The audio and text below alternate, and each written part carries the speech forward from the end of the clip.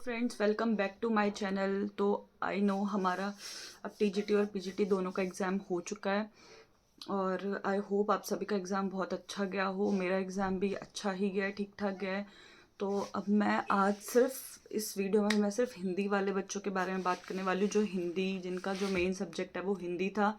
ठीक है, हिंदी वाले बच्चे कमेंट करते हैं कि मैम आप स्पेशली हमारे लिए लेकर नहीं आते हो, आप हिंदी से हो, स्टिल आप नहीं लेकर आते हो। तो मैं आज सिर्फ हिंदी वाले बच्चों के लिए ही दोनों पेपर लेकर आई हूँ। ठीक है, मेरा जो सेट था वो L4 था और M4 था। ठीक है, टीजीटी पीजीटी का।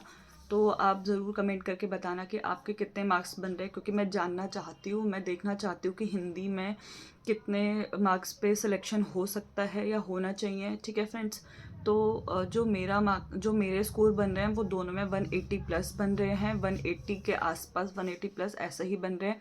आप ज़रूर बताना। पहले तो मैं डिस्कस करना चाहती हूँ मैथ्स और रीजनिंग और इंग्लिश के बारे में। तो फ्रेंड्स, ऐसा देखा जाता है कि हम लोगों की जो हम हिंदी बैग हमारा जो हिंदी सब्जेक्ट है, तो हमारे लिए मैथ्स और रीजनिंग अटेम्प्ट करना बहुत टफ हो जाता है, क्योंकि हमारा ये सब्जेक्ट नहीं रहा। हमने 10th के बाद हमने मैथ्स बिल्कुल पढ़ा ही नहीं होता, हमने कभी रीजनिंग नहीं पढ़ा। हमें अभी कॉम्पिटिटिव एग्जाम में आकर, जब हम टीचिंग लाइन में आए, उसके बाद ही हमें मैथ्स पढ़ने को मिला है। ठीक है, तो उतना हमारा स्ट्रांग नहीं हो सकता जितना टफ इन्होंने एग्ज़ाम बनाया। फ्रेंड्स, बहुत टफ एग्ज़ाम था मैथ्स का। जब मैंने अपनी बहन को, जब मैं घर पेपर लेकर आई और मैंने अपनी बहन को बोला कि तू मुझे मैथ्स के क्वेश्चन सॉल्व करके दे, क्योंकि मेरे को रिव्यू बनाना है, तो उसने खुद मुझे बोला, वो कॉमर्स बैकग्राउंड से है। ठीक है, वो CS कर रही है, CA कर रही है। तो उसने मुझे बोला कि इतने टफ क्वेश्चन तुम्हारे उसमें कैसे आ सकते हैं, तुम्हें मैथ्स का टीचर थोड़ा ना बनना है। ये तो हमारे टाइम पे हमारे स्कूल में 4-4 5-5 नंबर के ये क्वेश्चन आते थे। तो मैं तो तब भी छोड़कर आ जाती थी, मुझे ये टफ लगते थे। तो इतने टफ क्वेश्चन तुम्हारे उसमें कैसे आ सकते हैं फ्रेंड्स। तो मुझे नहीं लगता कि हिंदी वालों ने ज़्यादातर मैथ्स अटेम्प्ट भी करा होगा, या 5 6 7 8 क्वेश्चन से ज़्यादा किए होंगे। तो आप प्लीज़ कमेंट में ज़रूर बताना, क्योंकि सच में मैं चाहती हूँ कि मेरे को पता चले कि हिंदी का क्या आपका स्कोर रहा है। 55 भी मेरे हिसाब से बच्चे, अगर, क्योंकि आप रीजनिंग ले लो, रीजनिंग भी फ्रेंड्स बहुत ज़्यादा टफ था। ठीक है, मैं नहीं बोलूँगी कि रीजनिंग इंग्लिश ईजी था, क्योंकि मैंने EMRS का भी टीजीटी और पीजीटी दोनों दिया है। तो EMRS में जो रीजनिंग का जो पेपर था वो बहुत इजी था, वो ठीक था, मॉडरेट, मतलब इजी टू मॉडरेट था। तो उसमें मेरे रीजनिंग में मेरे 15 में से 11-12 क्वेश्चंस मेरे सही थे। लेकिन इस बार मेरे रीजनिंग में उतने अच्छे क्वेश्चन मैं नहीं कर पाई हूँ।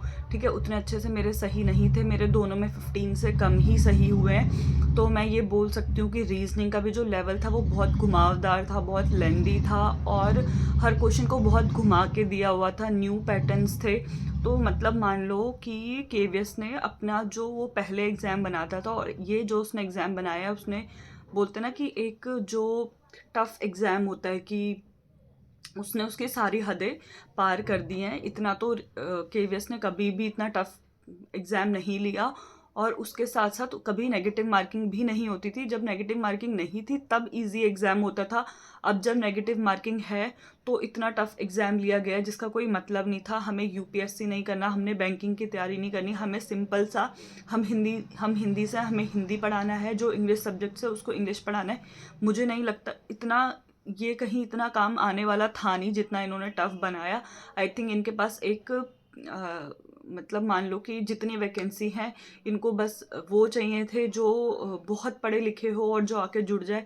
ठीक है, अब मान लो कि जिनका मैथ्स रीजनिंग अच्छा था वो टायर 2 में चले जाते हैं, हिंदी वाले। ठीक है, तो क्या भरोसा है कि जो उनका मेन सब्जेक्ट है हिंदी है वो बहुत अच्छा हो। ठीक है, मैं मान सकती हूँ कि बहुतों का अच्छा होगा, लेकिन सबका ज़रूरी तो नहीं है ना। जिन जिनका सिलेक्शन हो जाए उनका हिंदी बहुत अच्छा हो, मे बी वो हिंदी में उतने अच्छे ना हो जितने आप या हम हो, है ना। तो हिंदी और अदर सब्जेक्ट पढ़ना दोनों में बहुत डिफ़िकल्टी है। ठीक है, अब बस इनको ये चाहिए कि जो टीचर हो वो ऑलराउंडर हो, लेकिन वो हिंदी में क्या कर रहा है क्या नहीं कर रहा है इनको उससे कोई मतलब नहीं है। नहीं तो ऐसा हो ही नहीं सकता कि इनको टायर 1 लेकर फिर उन्हें टायर 2 लेना चाहिए था। ये कोई मतलब नहीं बनता। या तो इनको साथ में ही दोनों का एग्ज़ाम लेना चाहिए था, ताकि इनको ये भी पता चल जाए कि जो जनरल पेपर है उसमें कौन अच्छा है और जो आपका मेन एग्ज़ाम पेपर है वो कौन अच्छा है। तो मैं हिंदी वालों के लिए वीडियो बनाना चाहती थी, बहुत टफ़ कर दिया है। इंग्लिश भी आई थिंक आपको टफ़ लगी होगी, क्योंकि मेरे इंग्लिश में मेरे 5-6 मार्क्स इतने ही बन रहे हैं, इससे ज़्यादा मेरे इंग्लिश में नहीं बन रहे। और फ्रेंड्स, टफ था इंग्लिश भी, है ना। एंटोनियम सिनोनियम्स हम कितना पढ़ सकते हैं हिंदी के होके, हम और सब्जेक्ट्स कितना पढ़ सकते हैं, कितना हम मैथ्स कर सकते हैं, कितना हम रीजनिंग कर सकते हैं। मुझे नहीं लगता कि किसी के जिसके 60 से ऊपर बने वो भी कमेंट करना, जिसके 60 से नीचे बन रहे हैं वो भी कमेंट कर देना।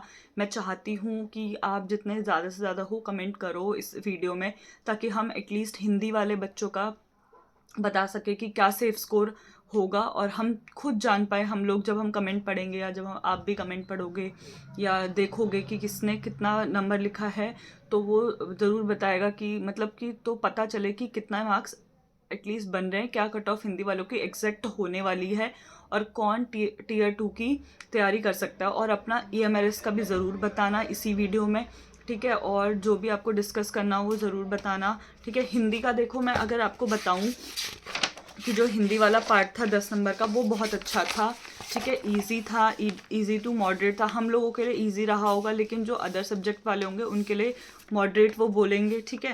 लेकिन इतना भी टफ नहीं था। तो मेरे तो हिंदी में देखो 10 में से 10 बन रहे थे। आप भी अपना हिंदी का स्कोर बताना, ठीक है। तो मेरे दोनों में ही, चाहे मेरा TGT हो PGT हो, ठीक है, मेरा दोनों ही बहुत अच्छा गया, ठीक है। और मेरे इसमें भी मैंने मार्क्स नहीं लिखे हैं, लेकिन जो मेरा जो TGT PGT दोनों है, मेरा दोनों में ही 10 में से 10 मेरे जो हैं वो करेक्ट हैं। देखो मेरे सारे ही सही थे, मेरा कोई क्वेश्चन गलत नहीं हुआ। तो मैं ये तो बोल सकती हूँ। अब यहाँ से देखो, आप वो ये आइडिया लगा सकते थे कि हम हिंदी के टीचर अच्छे हैं अगर हम 10 में से 10 लेकर आ रहे हैं, ठीक है, जनरल पेपर में, तो हम आगे टीयर 2 में अच्छा कर सकते हैं, क्योंकि हमने यहाँ पे अच्छा स्कोर किया है। लेकिन मैथ्स रीजनिंग के बिहाफ पे आप हमें जज करोगे, तो आपने हमें सिर्फ B.Ed में या सिर्फ ग्रेजुएशन में हमें हिंदी क्यों पढ़ाई, है ना। आपको हमें रीजनिंग भी पढ़ानी चाहिए थी, आपको हमें मैथ्स भी पढ़ानी चाहिए थी। फिर आप आर्ट्स में ले जाके हमें सिर्फ आर्ट्स वाले सब्जेक्ट क्यों पढ़ाते हो, आप हमें सिर्फ ह्यूमैनिटीज़ क्यों पढ़ाते हो, आप हमें सिर्फ SST मतलब यही SST, ठीक है, और आपका हिस्ट्री ये सब और हिंदी, आप हमें सिर्फ ये क्यों पढ़ाते हो, आप हमें कॉलेज में ले जाके सिर्फ हिंदी क्यों पढ़ाते हो, अदर सब्जेक्ट्स मैथ्स ये सब आप हमें क्यों नहीं पढ़ाते। अगर आप हमारे को जॉब के टाइम पे आप हमसे सारे सब्जेक्ट्स पूछ रहे हो, मैथ्स पूछो, रीजनिंग पूछो। मैथ्स का मैं बता नहीं सकती कितना टफ लेवल है, आप ज़रूर कमेंट करके बताना। मुझे बहुत टफ लगा पर्सनली, मे बी आप लोगों को इजी लगा हो, बट मुझे बहुत टफ लगा, ठीक है। तो प्लीज़ आप कमेंट बॉक्स में ज़रूर बताना कि आपका एक्सपीरियंस कैसा रहा KVS का। मेरा EMRS का एक्सपीरियंस फिर भी ठीक रहा था, लेकिन KVS का एक्सपीरियंस मेरा बहुत गंदा रहा है। अगर यही चलता रहा तो शायद मैं नेक्स्ट टाइम इस KVS का फॉर्म फिल करने से भी डरूंगी, ठीक है। बहुत बोल सकते हैं कि मैं ये बोल सकती हूँ मेरा 180 प्लस है, लेकिन फिर भी मुझे नहीं पता कि क्या है क्या नहीं है, ठीक है। मार्क्स कट हो जाए, कुछ नहीं पता, ठीक है। तो आप अपना स्कोर ज़रूर बताना, क्योंकि मैं हिंदी बैकग्राउंड से हूँ और मैंने हिंदी में MA और BA किया है, मैं PhD करने वाली हूँ, ठीक है। मेरा नेट JRF क्वालिफाई है, तो मैं उस पर भी वीडियोस बना रही हूँ। तो आप प्लीज़ बताना कि आपका स्कोर क्या रहा है, ताकि हम हिंदी वाले बच्चे जो हैं, हम हिंदी सब्जेक्ट से जो हैं, हमें एटलीस्ट पता चले कि क्या स्कोर रहेगा, और क्या ये सभी के लिए डिफ़िकल्ट था या सिर्फ मेरे लिए और कुछ बच्चों के लिए डिफ़िकल्ट था।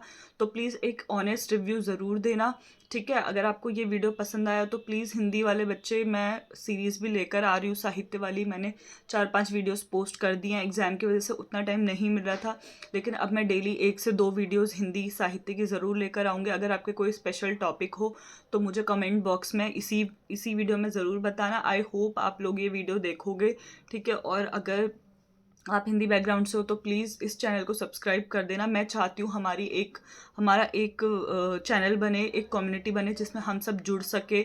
जो भी आप लोगों को नीड है वो मैं फुलफ़िल कर सकूँ। मैं आपके बदौलत, आप जो मुझे बोलो मैं वो वीडियोस लेकर आऊँ, आपके डाउट्स दूर करूँ, ठीक है। हम साथ में पढ़े, लाइव आके पढ़े, मुझे लाइव आके पढ़ाने में भी कोई दिक्कत नहीं। आप जो टॉपिक बोलोगे हम डे वाइज हम उसको उठा लेंगे और पढ़ेंगे, ठीक है। EMS KVS की प्रिपरेशन हम साथ में कर सकते हैं।